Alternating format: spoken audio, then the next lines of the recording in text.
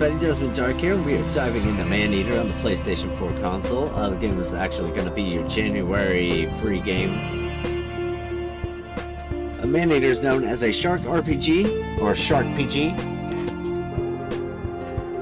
Basically RPG that you are a shark, feasting in the ocean, and basically trying to grow and become bigger. You start out as a female bull shark.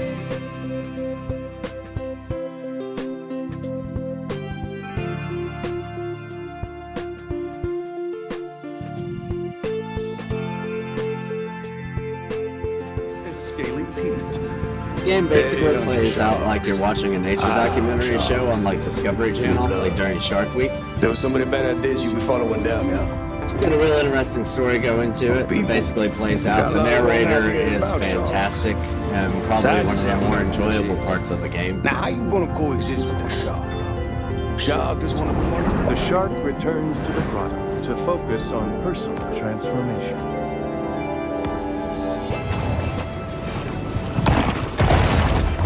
The predator's 350 fearsome teeth are put on full display. The seawolf has detected vibrations in the water and is searching for their source. The game actually gives you like actual facts on the animals as you're playing, so it's almost educational as you're going.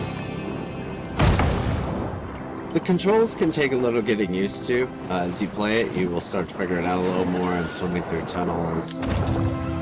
It just seems a little rough at first, but as you get used to it, it's really not that bad. If you have any experience with like the Jaws game on PS2, it is extremely similar and is heavily inspired by it.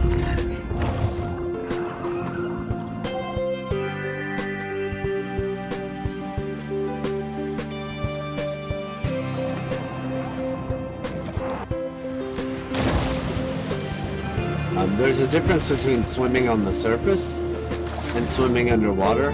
This can be one of the more complicated parts of the controls, because sometimes you will be trying to eat something underneath and you'll breach and go into surface.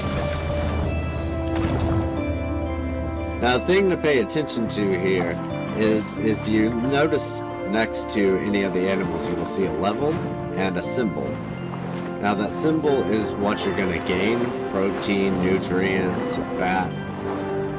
You use those for leveling up your evolutions. Now the level is how big they are, and how much health they have, and on the predators, that's kind of how much more damage they can do against you as well.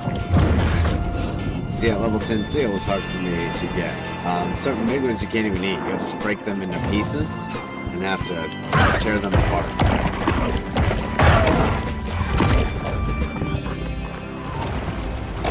The game consists of taking on these hunters to try to level up.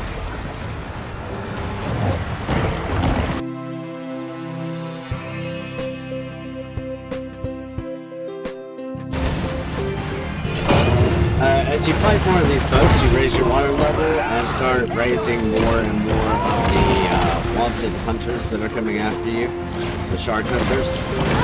This will increase certain evolutions you get, actually ups the boat evolutions, and is one of the necessary things for 100%ing the game, but not necessarily for completing the story, as the bioelectric evolutions that you gain from these. As you can see, there are 5 body parts that you can switch out, along with 3 organs that you can equip. The 5 body parts are jaw, head, body, fins, and tail. Each one of these has 3 of the evolutions that you can acquire, and you can evolve these as you go through those mutagens and stuff that you see up there, like the fats and the nutrients.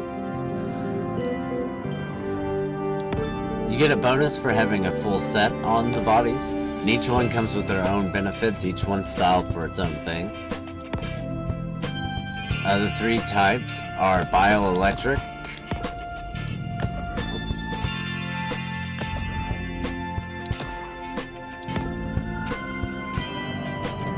bioelectric is all about speed and stunning.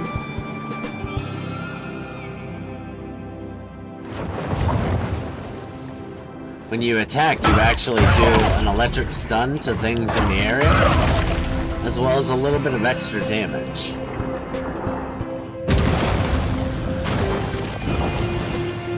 as well as your evades become electric, and your submerges.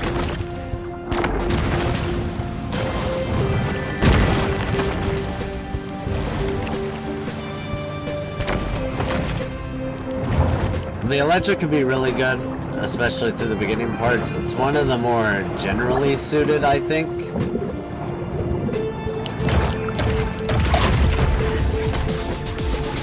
Each one also has its own activity.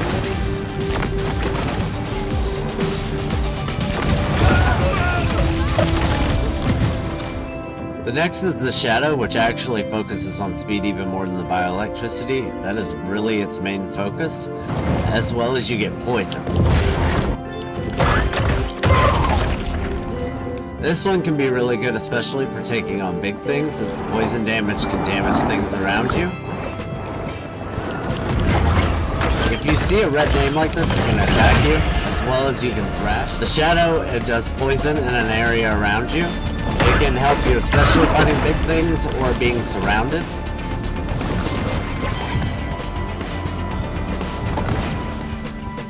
The last one is Bone.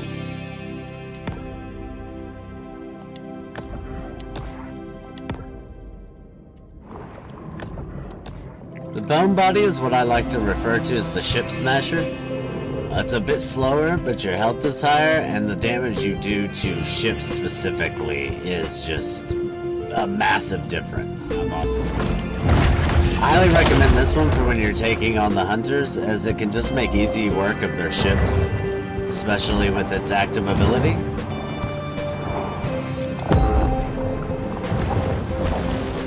The Bone active ability actually causes you to be even more armor and do even more damage to ships. Impending resource scarcity and declining living standards. With the Bone Body, if you can get a good aerial hit, you can almost destroy a ship straight from full health. The shark is the only thing keeping tourists from a nasty, horrible death. As you can see, the map is rather large. It takes place in multiple areas, each with their own objectives to complete and hidden objects. Nothing in the game is actually too hard to find or complete. It's actually a relatively easy game to 100%.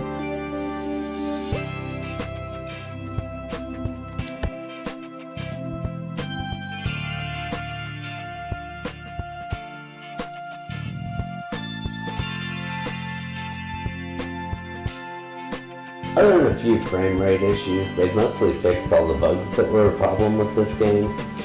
So I really recommend at least trying it out. It only takes about 8 to 10 hours to beat. It's not really a long one, and you'll really enjoy your time with it.